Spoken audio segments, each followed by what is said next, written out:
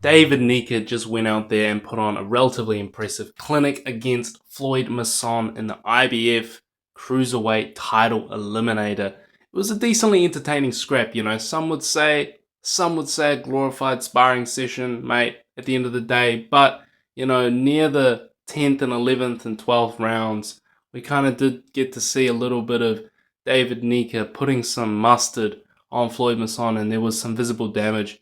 He did a decent job. It was a decent scrap, a decent fight. It was a good one. It was a good one.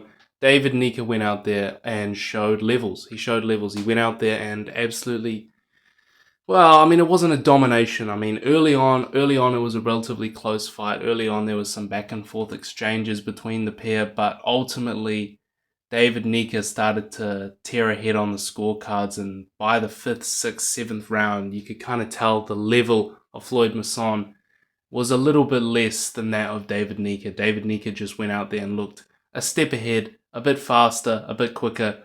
He was really stepping down on his punches and sitting on them, and when he landed, it seemed to do more damage than when Floyd landed.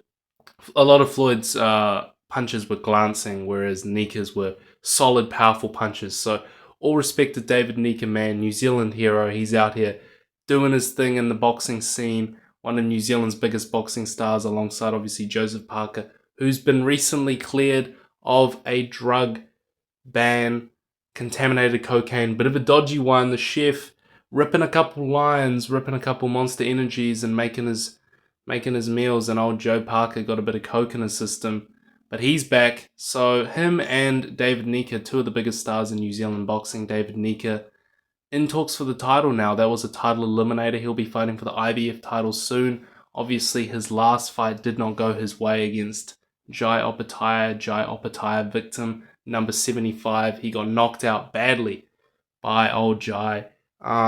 He did look a little gun-shy, old David Nyika, initially. He did look a little gun-shy, a little hesitant to throw. There was a long feeling out process. But as soon as he realized that Floyd Masson really couldn't do much on the feet against him, it was pretty much wraps for old Floyd. Nyika just went out, stuck the jab on him. Good body work, decent head movement, rolling with most punches, and he did a job. He did a job on him. He did a number on him. All respect to David Nyika, who was good on the mic as well. This is good for boxing. This is good. This is good for New Zealand boxing. This is good for the cruiserweight title picture.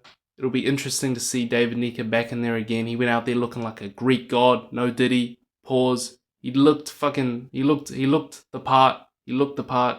He looked big. He looked strong. And in terms of his skill, will I say he looks 100% world title level just yet?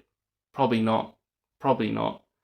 But there's time. He's young in this game. He's at the heavier weight classes. So there is a lot of time to make an improvement.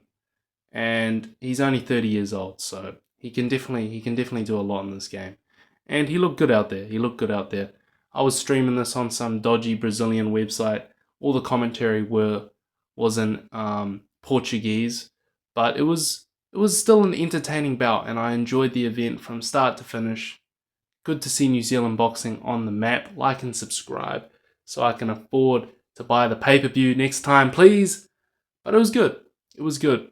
David Nyika going to be contesting for that title. I think he does need to stay in the gym, keep hustling, keep improving. But he did look better. And world title talks for him next.